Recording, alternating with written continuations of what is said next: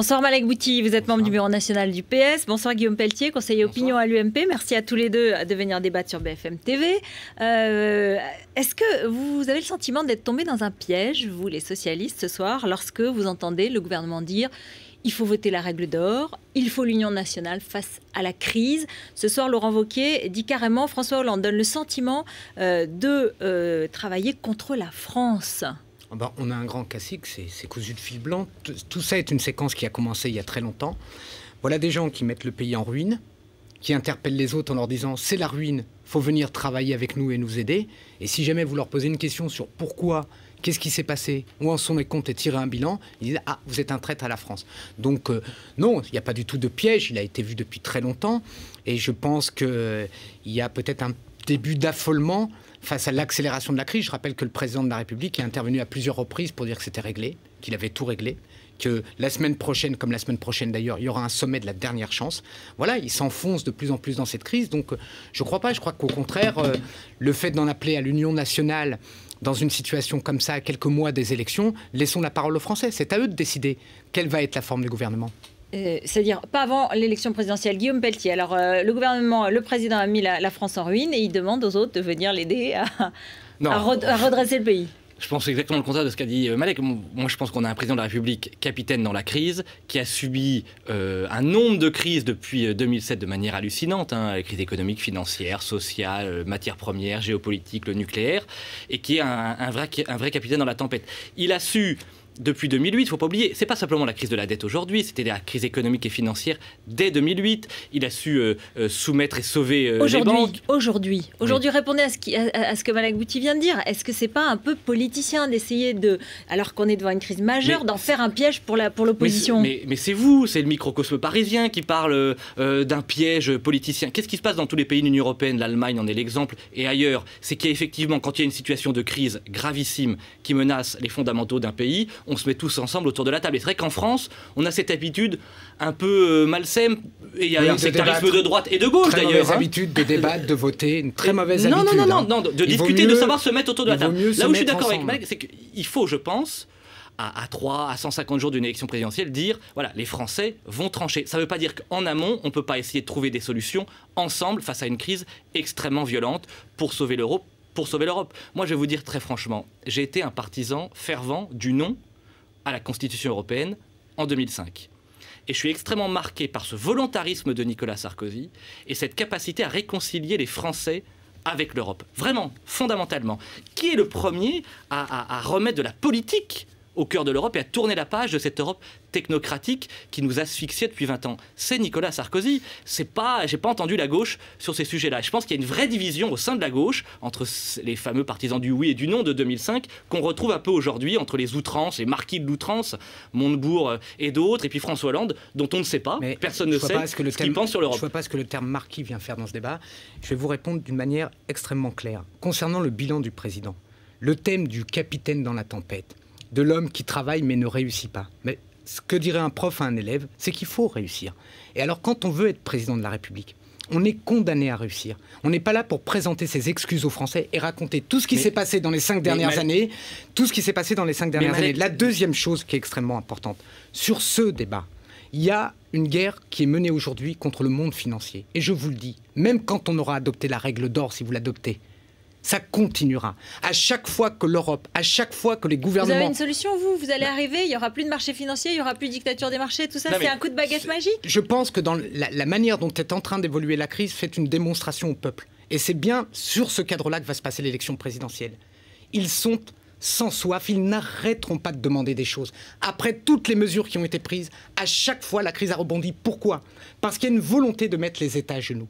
Il y a une volonté d'arrêter la guerre. Qu'est-ce que vous allez faire? Mais je pense qu'il y a plusieurs questions qui sont posées, mais une des questions qui est posée aux États est la suivante. C'est que la limite de la négociation avec les banques et les grands milieux financiers, la limite de la négociation, c'est qu'à un moment, on ne peut pas toucher à la souveraineté des peuples, à leurs droits, à leur destin. Et si cette question de la dette devient trop lourde, peut-être qu'il faudra faire disparaître la dette. Mais quel est l'homme qui porte la souveraineté nationale, l'indépendance nationale, parce que la dette est un poison? C'est Nicolas Sarkozy. Il suffit de regarder ce qui se passe dans le monde entier, Malek Bouti.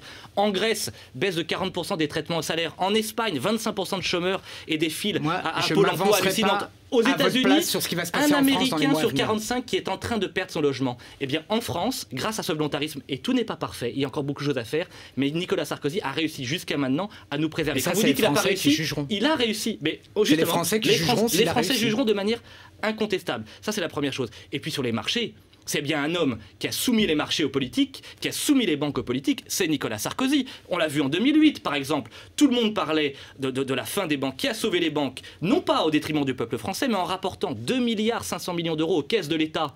C'est Nicolas Sarkozy. Avec quel argent Donc, il là, a sauvé les banques? Rappelez-nous, avec quel argent le président... Un prêt de l'État qui a rapporté 2,5 milliards d'euros aux caisses de l'État. Jusqu'à présent, l'État n'est pas une personne physique. Qui a payé? Qui a imposé le politique sur l'économique et le technocratique, c'est Nicolas Sarkozy. Qui a payé? Pas l'État, c'est une personne morale. Qui a payé? C'est les banques qui, au final, ont payé 2,5 milliards d'euros en remboursé les dettes. Donc tout le monde s'est trompé. En fait, les banques se sont autofinancées elles-mêmes pour se recouvrir leurs dettes.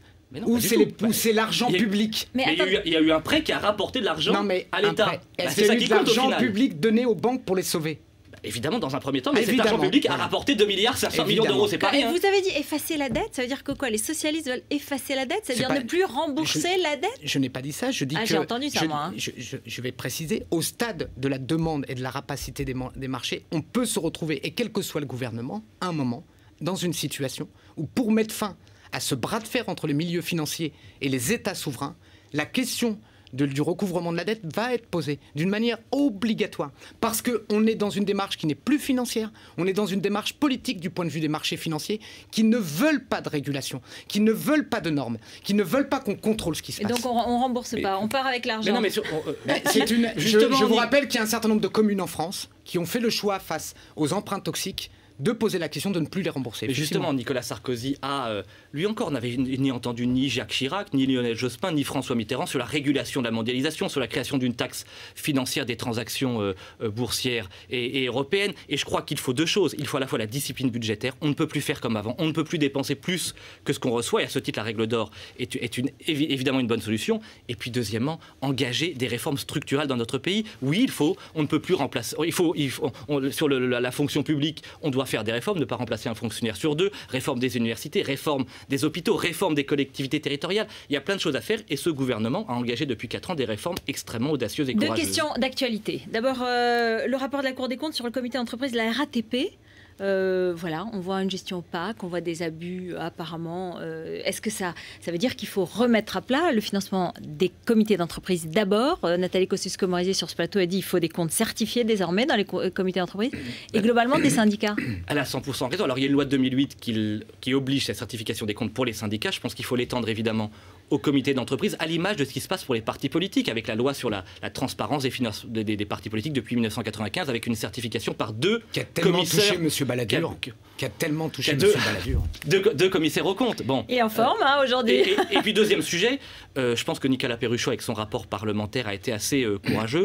On peut pas. Vous savez, les tabous nourrissent les fantasmes, et les fantasmes nourrissent les extrémistes. Donc, il faut dire les choses. Et ce qui s'est passé au comité d'entreprise, que ce soit EDF, la RATP, à une époque Air France, ça nourrit le populisme et c'est extrêmement dangereux. Il y a des choses qui se sont faites de manière immorale, illégale. Quand on voit, je crois, 230 000 euros de repas jetés, alors qu'on aurait pu évidemment offrir ça au Resto du Cœur, 13% des salariés et les plus privilégiés qui bénéficient des centres de vacances.